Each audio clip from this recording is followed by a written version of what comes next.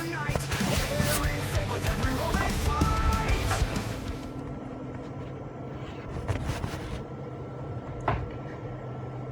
testing.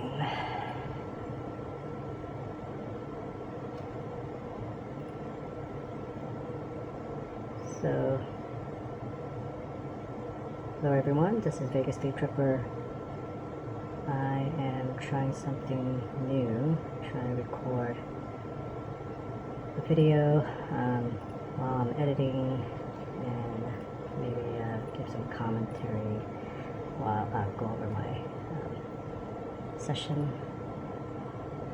This is going to be my most recent trip on January 2nd to Palazzo. I already posted some updates on YouTube and elsewhere about it, but you guys will be the first to see the process that I go through to edit these videos. Okay, alright, so yeah, I'm still learning as I go. I'm using CapCut, just using the basic software that's free.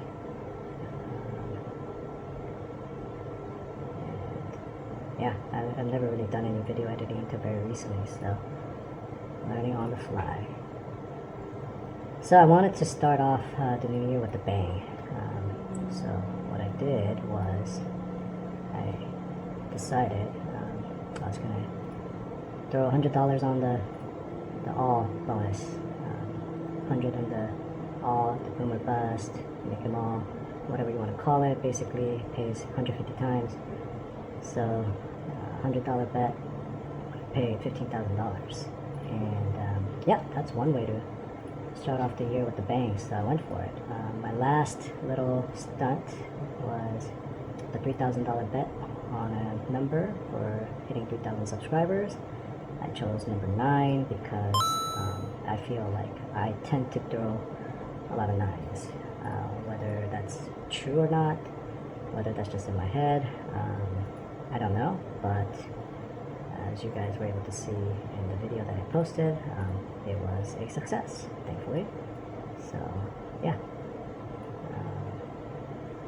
So I went to good old Palazzo on the 2nd.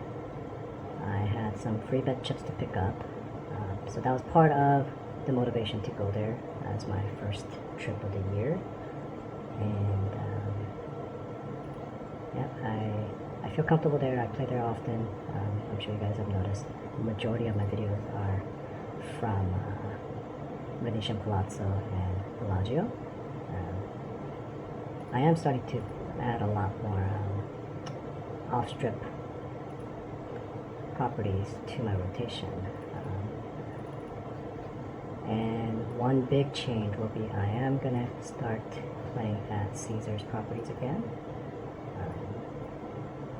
I stopped playing there. I used to be, you know, just diamond, whatever, for a long time, but you know, I didn't like their properties. I didn't like their tables. I played at Harrah's pretty often because it's right next to Venetian, things like that, but I didn't like their tables because they only paid double on the field, and they short you like $1 on the C&E bet and the horn bets and whatnot. So I just stopped playing there. But then I you know, later found out that you know, Harrah's, Paris, all those properties have double, but Caesar's Palace actually has triple on the 12 on the field, and they pay, I believe they pay normally on all the prop bets. So yeah, and again, a big motivation for going back to Caesar's is because Caesar's, along with the Venetian, gives me free table game free play. MGM gives nothing. So yeah, all I was getting was comp rooms, you know, resort credits, things like that, and you know, I'm making a day trip. I don't need the rooms. It's nice, it's fun, but I was not maximizing my comps by, you know, playing with MGM. Well, going back a little bit, I wasn't playing for the comps. and I think that should be obvious like that. Otherwise, I would be playing, you know, different games. But I liked playing at MGM Properties. You know, the Palazzo, I think most people agree that Palazzo has one of the best tables across the board in terms of their neutral bounce, the length of the table, and the caliber of, you know, the craps dealers. You know, they're not perfect, but you know, they are much better than most dealers and most properties.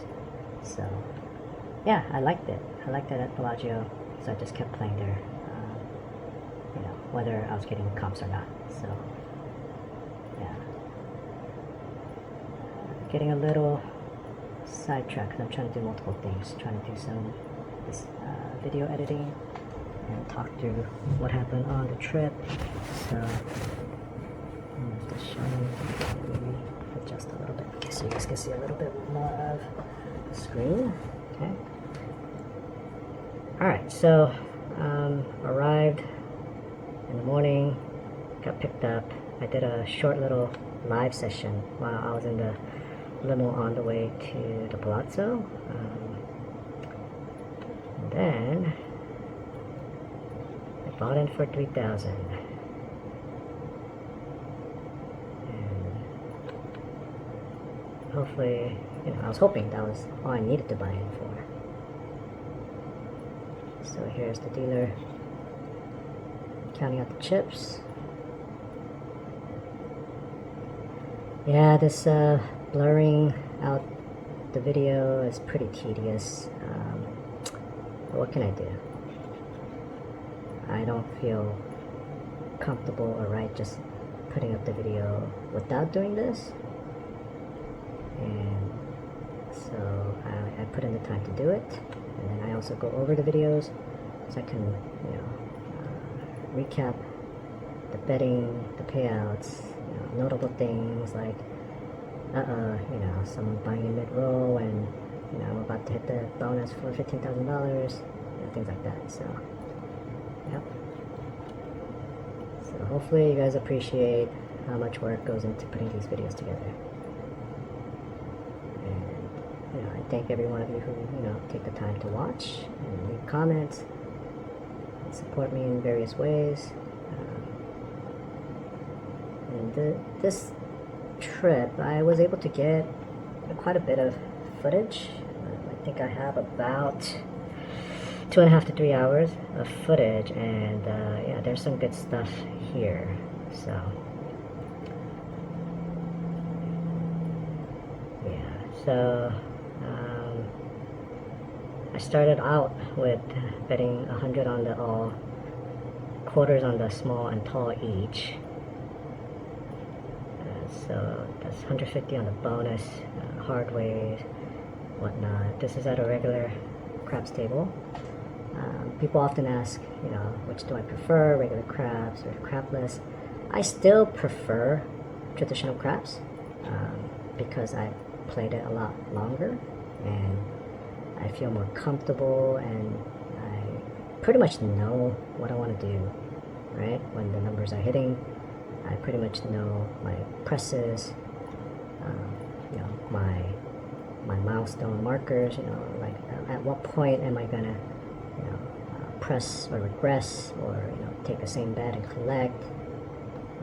On crapless, you know, if you've been following, you know that my most recent series from Palazzo that I just, you know, divided into 3 parts and just posted on January 3rd, you know that I'm still trying out new things, right? I've reduced my pass line bet significantly because that was just dead money after the come out, and I was not maximizing the value for how much I was risking. So yeah, I was experimenting with hopping the sevens or hopping, you know, the horn bets to see which helps me balance. You know, I definitely want to make sure that I'm taking advantage of any extreme numbers, the 2, 3, 11, 12 that hits at a crapless, even on a come out. So I'm always working them. But then it's a lot to risk, right? If a 7 rolls, then I'm losing my bonus, which is, you know, at a minimum like $25. You know, could be as high as like $100.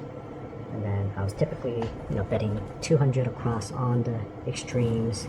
And so, yeah, that's a lot of money, you know, being burned by come out 7. So I had to figure out a way to, you know, protect my bets, the working bets. And how I ended up doing that was I was betting like 200 or 250 on the pass line. But once a point is established, yeah, that's a lot of money just sitting out there. And the best that's going to happen is I'm going to get paid 1-to-1 on that money, right? And people always criticize, like, oh, how come you don't max your odds behind? Isn't that the best bet in the house? Sure, but, you know, when you play as much as I do, you know, just because it's the best bet in the house doesn't mean, I mean, a few 0.7 outs and your bankroll is busted, you know, if you're maxing your odds out all the time. Yeah, sure, math is math, but you know, I need to catch that 1 or 2 hot rolls. So survival is, you know, important, right? So you will see me max out my odds when the rolls are continuing, when the rolls get bigger. And I forget if it was from this session or a recent session. I posted. I know I captioned something like, "Oh, I have 200 on the pass line and 1,000 behind in odds, you know, for like a point of 6." Yeah, I do max my odds, but I want to make sure I'm, you know, in the middle of a good roll where I'm catching numbers and, you know, the bets are increasing across the board to support, you know, doing that. That's just the way I like to play. And I like to play with, you know, bets on all the numbers, right? And I used to just press at least 3 times before I even think about collecting anything. You know, a year and a half, 2 years ago, you know, I was getting to table max. Starting from just like quarters across, I was able to press up my 6 or 8 to table max of 6,000. At one time, I even had 6,000 on the 8, 4,200 on the 6. So, and I'm pretty sure I started at quarters. And that's amazing. That's a lot of 6s and 8s that hit that, you know, roll. Also, I don't just, you know, full press, like double. If I have a hard way that hits with it, right, I consider that extra money. So I might go from like 120 up to 300. That's kind of a power press move there, taking some of the hard way payout. Yeah, but either way, you know, that's a lot of numbers to hit to get to table max when you just start out from quarters across. Even if I start at 50 still, right? And unfortunately, this part of the video that I'm editing, I just 7'd out. What?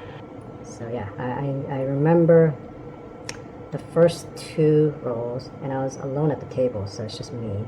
The first 2 rolls are pretty short, so yeah, that burned a bunch of money. And then, I don't know if you can see this in the video, I got less than 2,500 in the rack after the second 7 outs. And then it got a little more interesting because I'm pretty sure it was my 3rd go at it. I bet 100 on the all, trying to get that 15,000 payout, quarters on the sides. Oh, and I was using my free bet, table free bet. These are, you know, one-time bet chips. You know, if you win, they take away the chip. If you lose, you lose it. So, yeah. And I was using them on the pass line because, you know, they're only good for basically even payout bets. So you can bet it on the pass line or don't pass. Red or black, even odd on roulette. You can play it on blackjack. So actually the best payout would be if you played it at blackjack and hit a blackjack, then they do pay 3-2. But other than that, it's only good for even payout bets. But, you know, since I primarily play craps, you know, I'll usually either use it on the pass line like this, especially since I was betting bigger on the bonus. And I had, how much did I have? I had 1,100 in promo chips. So yeah, I was basically betting like 100 to 200 with the free bet chips on the line. And on my third roll, I actually started hitting some points and numbers. Actually, this might still be the second one. But yeah, getting paid a little bit. Yeah, I'm just gonna finish doing the blur and then go back and then caption, since I'm trying to talk to you guys as I'm doing this. Sometimes I'll do captioning as I go. It saves a little bit of time, but yeah, I need to be able to listen, zoom in, look at the chips, things like that. So not doing that today. Alright.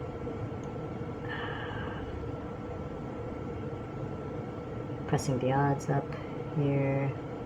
So, and another thing, I am more willing to, press up my odds when the point is outside. So, yeah, call me a risk taker. I like when the point is an outside number, 4, 5, 9, 10. And I'm more willing to press up the odds on those points compared to how much I press the odds on the 6 and 8. And more recently, I think you can see in some of the videos, I will full parlay often on a hard way hit.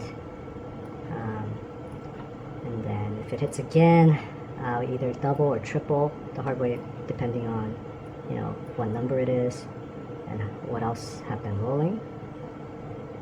Yeah, looks like I just said that again here. I think the dealer's reaching for chips to grab.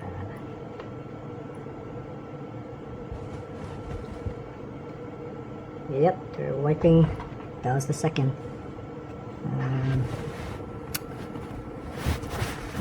You guys are not seeing this very well, so yeah, I didn't want to just talk with nothing, so that's why I wanted to kind of do something so that there's some visual. But I don't know if that's working very well. Okay, hopefully that's working. Alright, so I still have 21 black chips in the rack in front of me. Alright, this is it. So I bet the bonus 25, 100, 25. I almost always bet for the dealers as well, and I like to piggyback, throw a chip on top of my hard ways for the dealers as I hit the hard ways. That's my preferred method of tipping. Yeah, these days I see a lot of arguing over, like, why should I tip, or I only tip when I'm winning. I mean, you do you, okay? But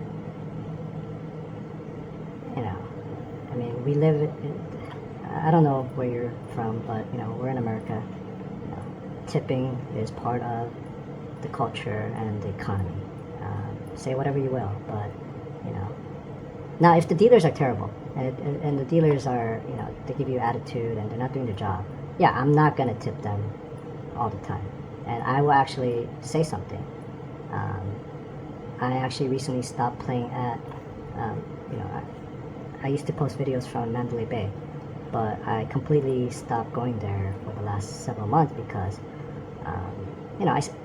I always see the same dealers, right? And there's always good ones and bad ones, but there was one guy in particular who he used to be like chill, funny.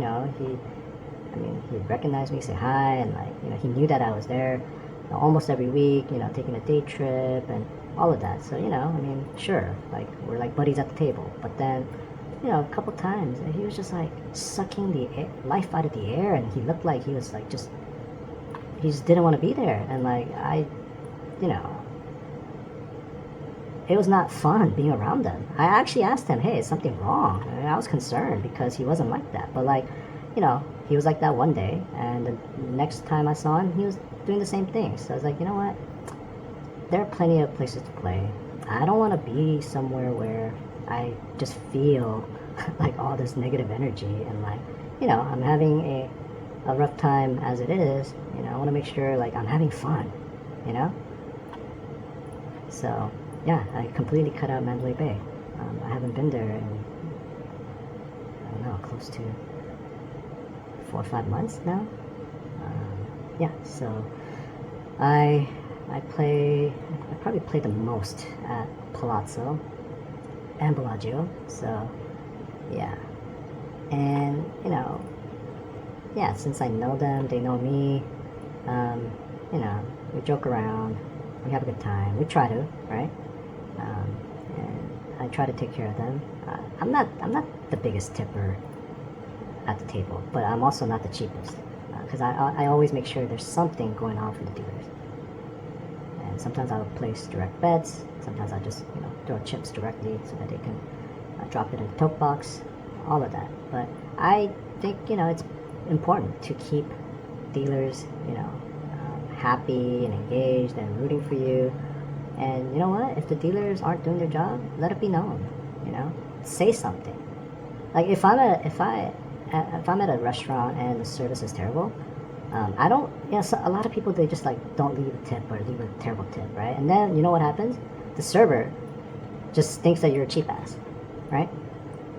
What I've done is, you know, I'll talk to managers, or you know, I'll write a note on, you know, the receipt or something, right? Because I want them to know exactly why.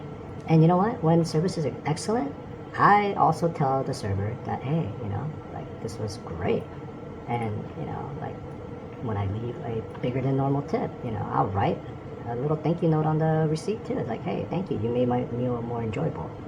So yeah, now I'm getting way off topic, but yeah, I mean it's kind of related, right? It's because it's involved. It's talking about tipping your dealers, yeah, and that's how they make their living. So yeah, take care of your dealers. And literally, man, dealing craps is back-breaking work. You know, they stand there all day, and they're bending down, forward, you know, over and over, picking up those chips. Yeah, take care of them. Don't be rude. I mean, you guys see my interaction with the dealers. Every once in a while, you know, I'll get into some minor argument or whatever. But, you know, again, if I have bad interactions with the dealer and, you know, I don't like it there, guess what? I'll leave. I have that option. That's why being in Vegas is great. You know, you just walk over. If there's a table next to it, you can play there. If you're at the Venetian or Palazzo, you can walk to the other side. If you don't like what's going on at one property, you just walk out and go over to the next one. So, yeah. So, yep, this is the one where point is 6. Yep, we just hit the tall side. Dealer's paying me out. I just rolled a 12 to complete the tall side. Had a quarter on it, so 750 plus. Here they don't let you rebet it because they don't have a separate marker. MGM has a separate marker. Fountain Blue has a separate marker, so you can rebet it, rebet one side and hit it again. Yeah, so we're on our way here. And now for the small side, we're missing the 2, 4, and 5. So took care of the tall already. And can you guys see that? My usual 4, 5 on top. 1 is facing me, 6 is facing straight out. Whether you believe in dice setting or not, I do think that when you get into a rhythm and groove, if you throw consistently, yes, your dice start bouncing off the alligator teeth or whatever, you know, those are called. There's chaos, the dice tumble. But if I am seeing, you know, one of the dice consistently showing a 5 or a 6, right? I'm doing something right.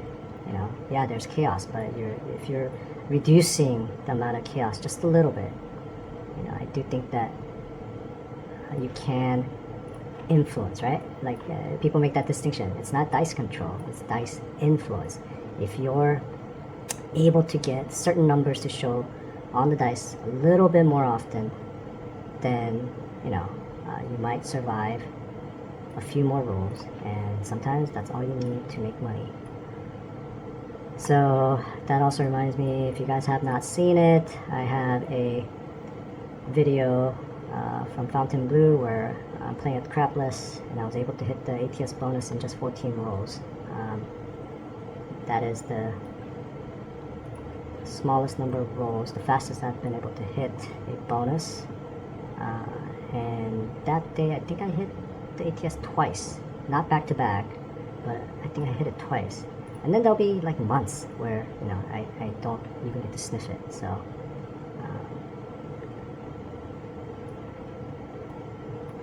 yeah, but when it hits, it's nice, right? So alright, point is 10.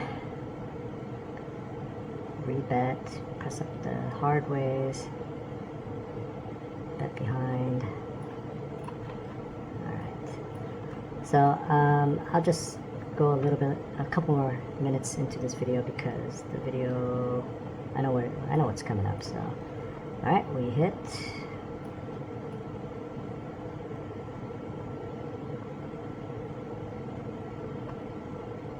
We hit the 4, and it was a hard 4. So I pressed up the 4 from a quarter to 75, full press. And I took the nickel on the hard 4, pays 35, press up to a quarter, collect 15 and change. And here I asked the dealer to give me the bet down on the 5. Why? Because I need a 5, so I'm missing the 2 and the 5 here. And, you know, we call it the hole finder, right? The dice always land on numbers that you don't have a bet on. And I don't believe that, but the 5 hitting for $35 pays 50 for 1, $49.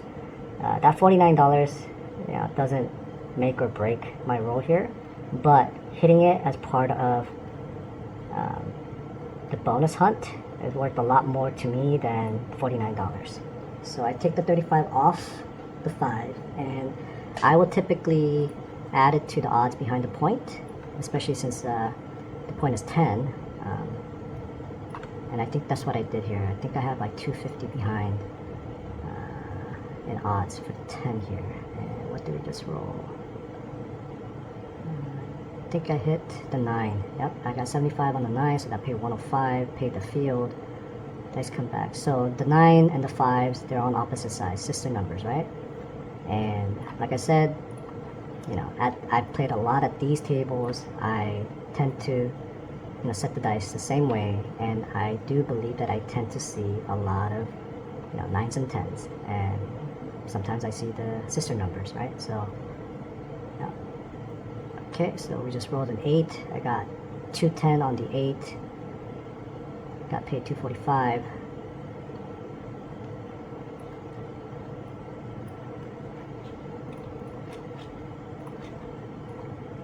And this is a test run, trying to, you know, I know I ended up, you know, talking off topic and babbling a bit. Alright, setting up the 4, 5. Come on, here we go. Throw the dice.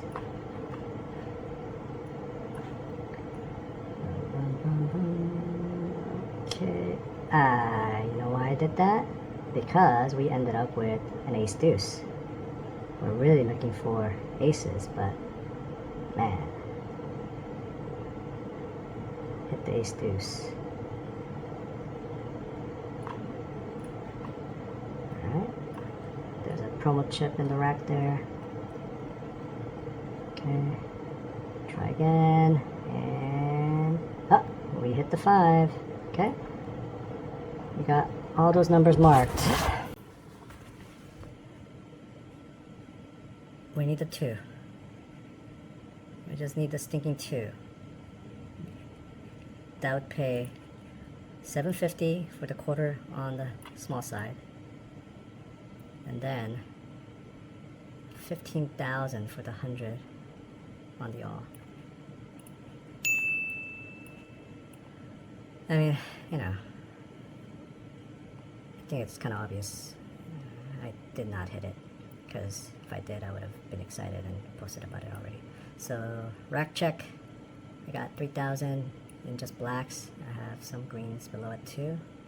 So yeah, you guys saw that I had about 21 and change when this roll started. So we're having a good roll. We hit a couple points, hit some repeating numbers. We're almost at the bonus. And I think this is the one here. So every once in a while I experiment a little bit, and honestly I will eventually probably take a class and have someone like actually evaluate my throws and go over some, you know, pointers. Here, I don't know if anyone would have caught it if I don't point it out. So I set the 5 with the 1 showing, 4 with the 1 showing, and then I do a little quarter turn. I sometimes use this setup too. 4, 5 up top, 2, 3 showing to me, the aces in the middle, because when the dice tumble, if they both hit and then they kind of both fall like away from each other, then the number that's inside, right, can show up. Yeah, just of course it depends on how it's bouncing, but every once in a while I'll change the dice setup just a little bit.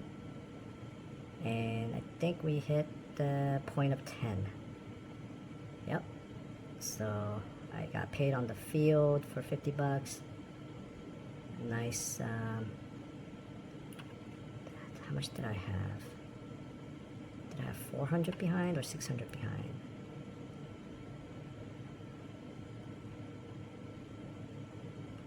No, I think I had 300 behind, yeah, and I got paid 600 behind. Okay, so that was a good hit. Pass line 200, they take the promo chips away, and yeah, looks like I had 300 in odds, so get paid 200 plus 600 behind, 800 right there. Point is off. Man, just one number away from 15,000 payout, right? So yeah, gotta speed it up a little bit. I think I hopped a bunch of numbers the hard ways. Yeah. And then we got about a little over 5,000, I think, in the rack. So regardless, this is a good roll, right? Because I was down to 21 and change. Rack more than 2,000 for sure so far. And we're one number away from the darn bonus. Actually, 1, 2, 3, 4. Okay, not quite 5,000, so 4,700 or so. And dice come back. I stick to the 4, 5, 1, 1, and repeater. Point of 10 again. Yeah. I bet the 5 again. 50 bucks. All the numbers are on. Oh yeah, I had turned off my bets when we needed that too. But with the new point, we're back. We're on. So a lot of times, I guess I don't have it pressed too much, but you know, I take a look at how much I have out there, and sometimes I'll just reset, regress, and then whatever I re-rack, it's kind of like I'm paying myself part of the bonus, right? So I think we must have hit a 6, because that's 175 coming my way. I had 150 on the 6.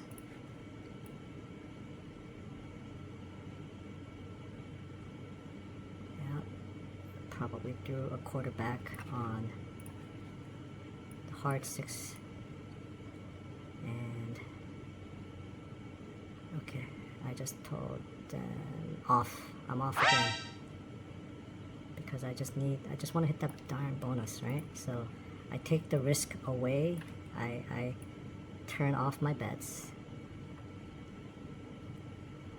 I take the risk away. Oh yeah, when the point was 10 on the last roll, that was a hard 10, so I got paid an extra 280.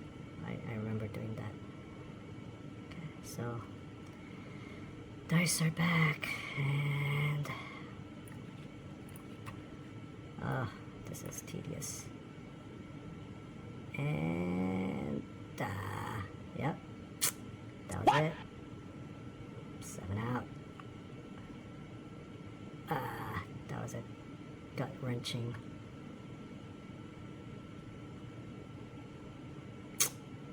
They're shoveling the lamers off the bonus. $100 right there, quarter right there.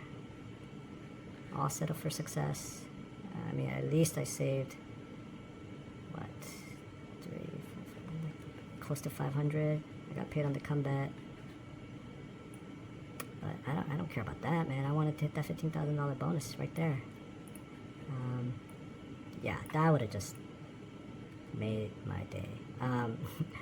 So that was my first session of the day, my third roll, and yeah, I played for like a total of like 6 hours or so that day.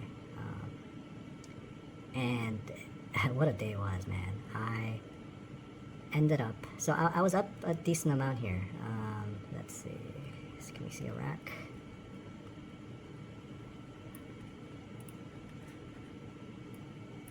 I think I was up like, yep, show me more, okay, here we go.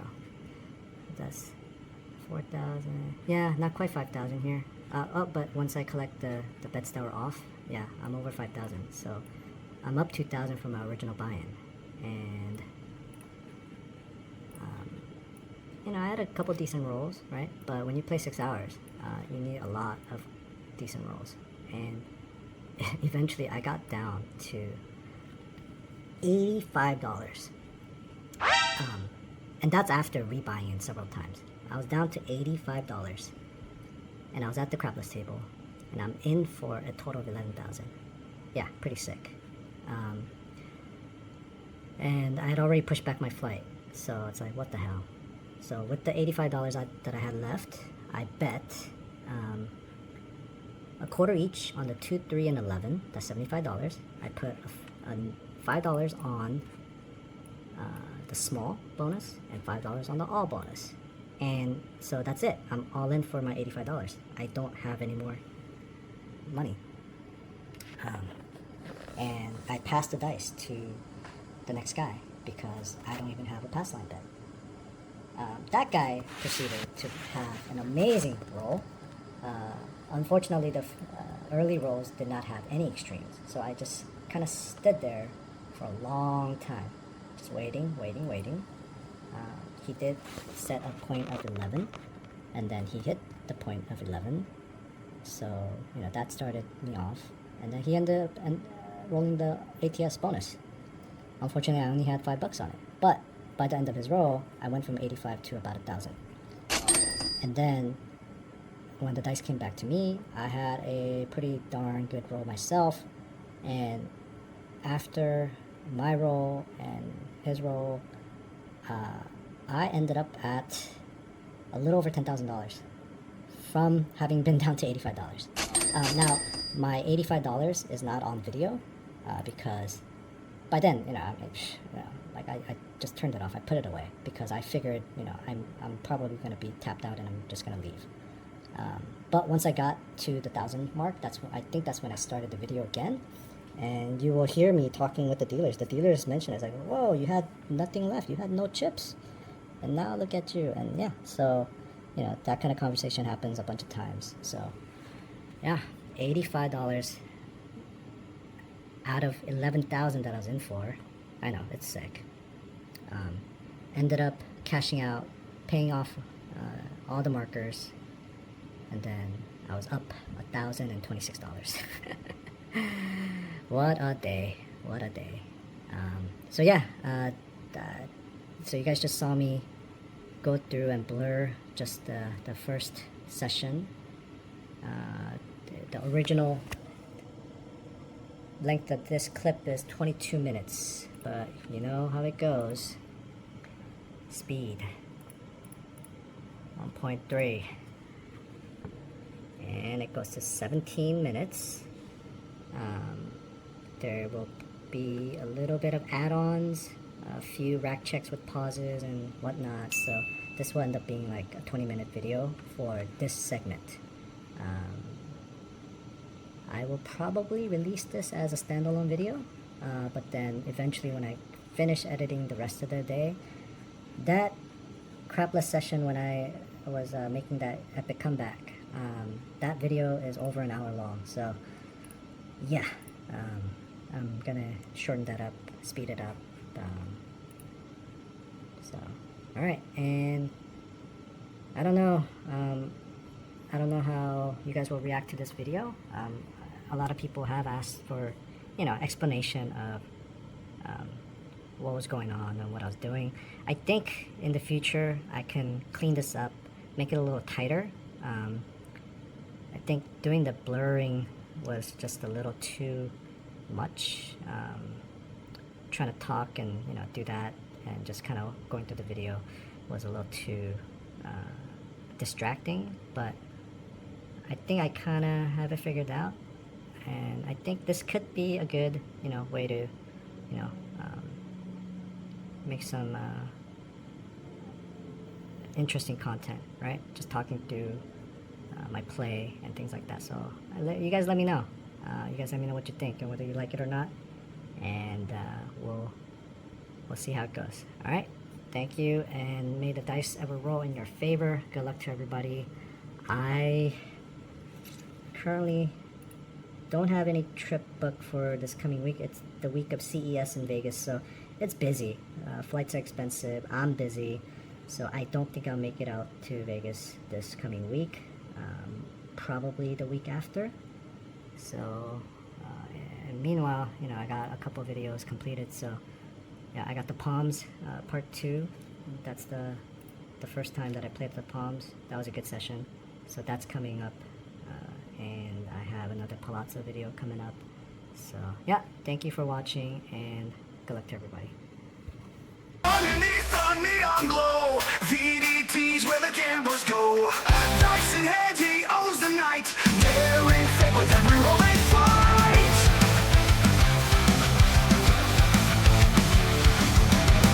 He's got swagger, he's got style, takes his chances mile by mile.